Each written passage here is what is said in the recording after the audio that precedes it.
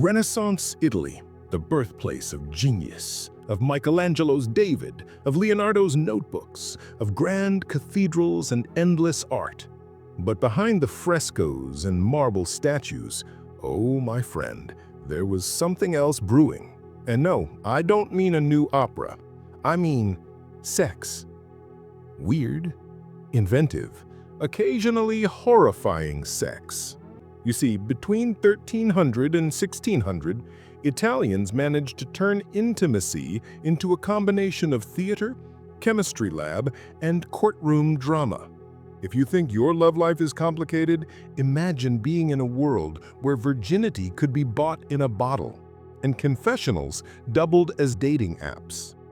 Now, before you picture every Renaissance Italian as a toga-wearing playboy, remember, this was also the land of strict Catholic morality, which meant that every single person was pretending to be holy while secretly doing things that would make even the Kama Sutra blush. And the best part? Everyone knew. From gossiping neighbors to the satirical poets who practically invented subtweets, Italy was buzzing with stories of bizarre desires.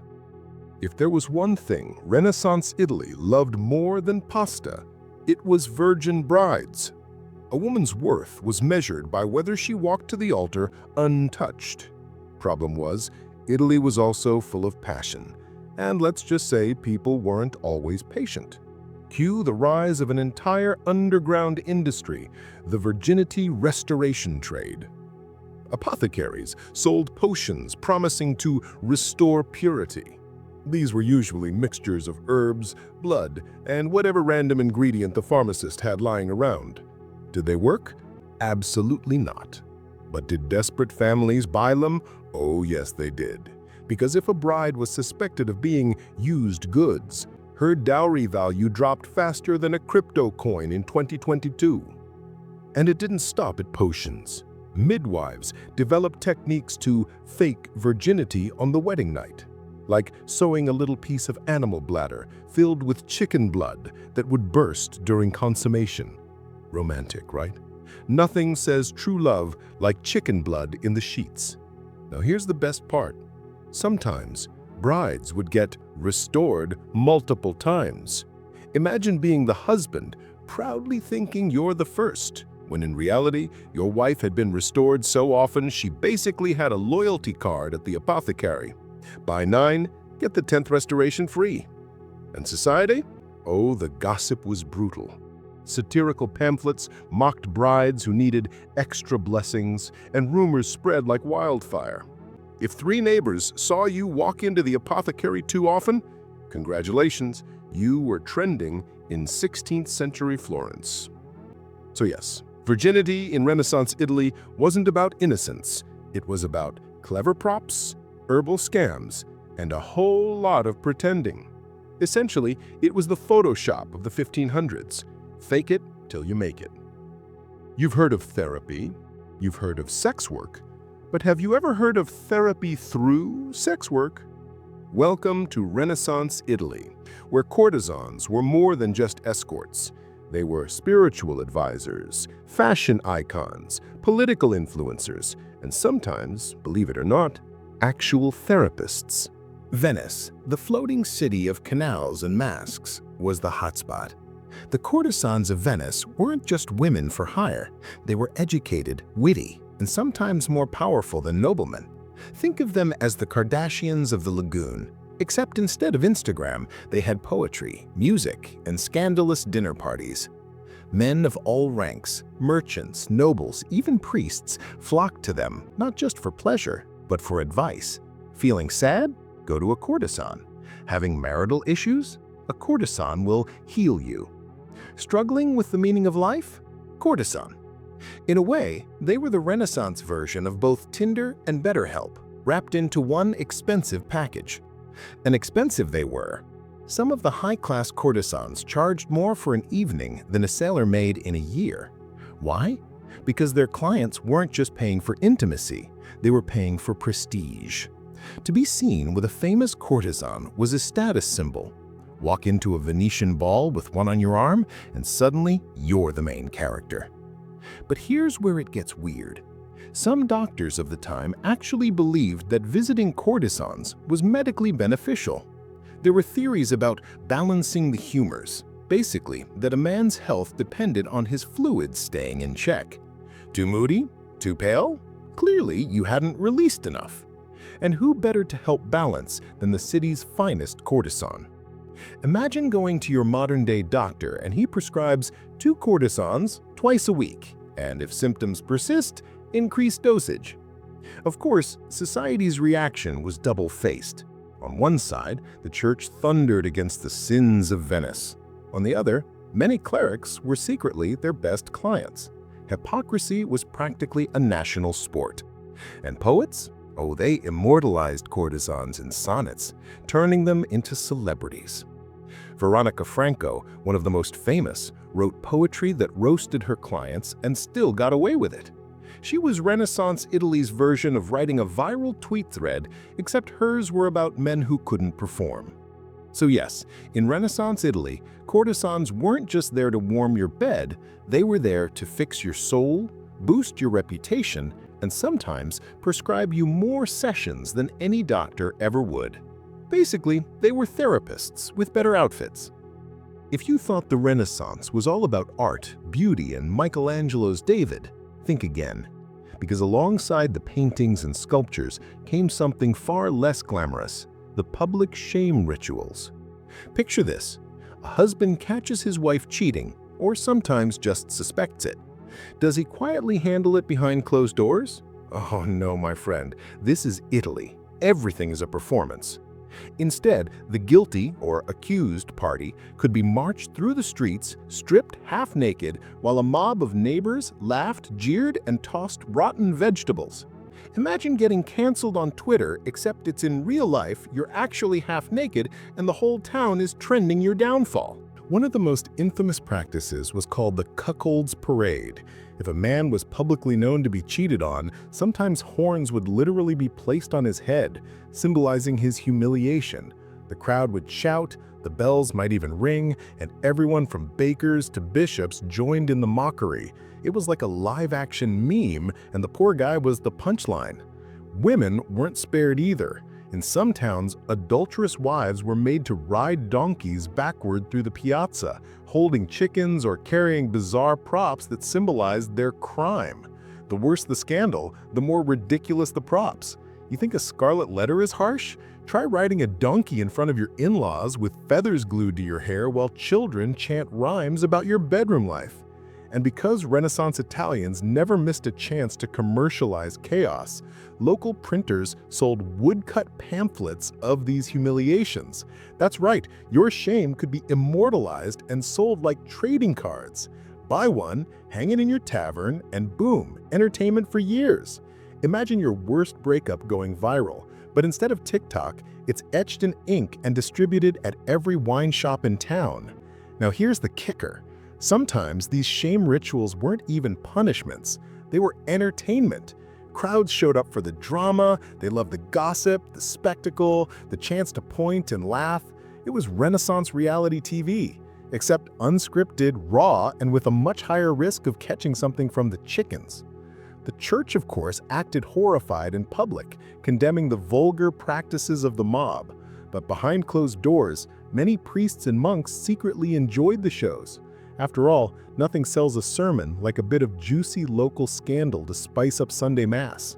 So while Michelangelo was carving out perfection in marble, the streets of Florence and Venice were hosting humiliation parades that made Jerry Springer look classy. Renaissance wasn't just about rebirth, it was also about roasting your neighbors in the most public, humiliating way possible. Ah, Renaissance medicine, where leeches, astrology, and a sprinkle of holy water could cure just about anything. Or so they claimed. But when it came to sex, let's just say the doctors of 1500s Italy were basically running their own OnlyFans disguised as science. Take, for example, the belief that women suffered from a terrifying disease called the suffocation of the womb. Doctors claimed that if a woman didn't have enough sex, or the right kind of sex, her uterus would literally wander around her body, choking her from the inside. Yes, you heard that right. Apparently your uterus had travel plans, and the only solution was, you guessed it, more action. And who better to prescribe that cure than the physician himself? That's right, some Renaissance doctors actually treated patients personally. Imagine going to your GP for a cough, and he tells you, well, clearly you need more intimate activity, and I'd be happy to supervise. It was exploitation wrapped in pseudoscience, and the men got away with it because, well, who was going to argue with someone wearing a fancy scholar's robe and quoting Aristotle? Then came the fertility cures. Struggling to conceive? The solution might be a potion made of crushed pearls, bull's testicles, or if you're really unlucky, powdered mummified body parts imported from Egypt. Yes, Renaissance Italians were literally snorting the bed in hopes of making more babies.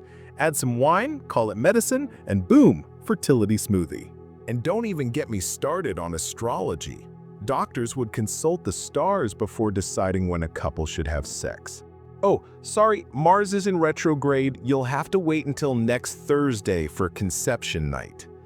Imagine planning your entire love life around what your doctor's horoscope said that morning. But perhaps the most bizarre cure involved masturbation, or as they politely called it, self-treatment. Some physicians insisted it was healthy, others claimed it would cause blindness or madness, which meant you had a population oscillating between doctor's orders, go for it, and God will strike you down if you do it. Talk about mixed signals. And the church, of course, had opinions. Masturbation was a sin, adultery was a sin, sex for pleasure was a sin, but conveniently, expensive confession fees and church-endorsed remedies were not. Nothing says holy business like monetizing guilt. Meanwhile, regular folks weren't buying all of this.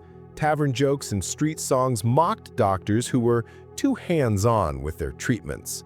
Some even published satire pamphlets featuring cartoons of physicians examining women a little too thoroughly. Basically, medieval meme culture was alive and thriving. So, the next time you roll your eyes at modern wellness scams, detox teas, jade eggs, whatever Gwyneth Paltrow is selling, just remember, 500 years ago, Italians were drinking bull testicle smoothies and paying their doctors to flirt with astrology charts. Renaissance medicine wasn't just weird, it was horny, hypocritical, and highly profitable. If the Renaissance had a Las Vegas, it was Venice during Carnival. For weeks leading up to Lent, the entire city turned into one giant masked rave, minus the EDM, plus a whole lot of powdered wigs, satin capes, and very questionable moral choices. Picture this: nobles in velvet robes, courtesans in glittering masks, servants dressed as their masters, all hiding behind elaborate disguises. Because with a mask on, who's to say if you're a duke, a merchant, or just some guy who rented a costume? Social class blurred, reputations went on holiday, and the only rule was, there were no rules. And the activities? Oh boy. Behind closed doors, or sometimes not even behind doors, there were feasts where the wine flowed like water and the conversations turned into full-blown orgies. Contemporary diaries whisper about nobles sneaking into gondolas with strangers, courtesans staging elaborate masquerade performances, and priests who conveniently forgot their vows for the night. Masks were everything. They weren't just for anonymity, they were practically the 1500s version of incognito mode. The bauta mask, covering the whole face, let you flirt, gamble, or commit scandal without being recognized. The moretta, a small oval mask held by biting a button in your teeth, made women look mysterious and silent. Perfect for the fantasy, less perfect for dental hygiene. And then there were the after parties. Imagine Venetian palaces lit by chandeliers, with courtyards echoing music and laughter, while behind silk curtains, the real business happened. Carnival wasn't just a festival, it was the annual purge of lust, a socially sanctioned chaos where sex, money, and power all collided in a glorious mess. Of course, The church hated it. Priests thundered from pulpits about sin, warning that masked balls were gateways to damnation. But ironically, many clerics were spotted attending in disguise themselves. Nothing like condemning debauchery on Sunday while sneaking into a masked banquet on Saturday night. And for the common folk, Carnival was a chance to mock the elite. Satirical plays parodied bishops and dukes, crude songs about sexual escapades filled the streets, and scandalous woodcut pamphlets circulated faster than today's viral memes. Everyone knew that what happened during Carnival would echo in gossip long after the masks were put away. Travelers were both shocked and delighted. One French ambassador wrote that Venice was a city where vice walks hand in hand with virtue, both wearing masks. In other words, you came for the politics, you stayed for the scandal. So what do Renaissance Italy's weirdest sexual practices tell us? That behind all the art, philosophy, and genius, people were still just people. Lusty, hypocritical, hilarious, and inventive in the most bizarre ways. From fertility smoothies made of bull parts, to doctors with way too much hands-on experience, to masked carnivals of chaos. Sex was everywhere, hiding in plain sight. The Renaissance gave us Michelangelo's David and Botticelli's Venus, sure, but it also gave us wandering wombs, horny priests, and midnight gondola hookups. In other words, history wasn't just painted in oils and marble. Sometimes it was painted in blush, sweat, and a very awkward confession the next morning.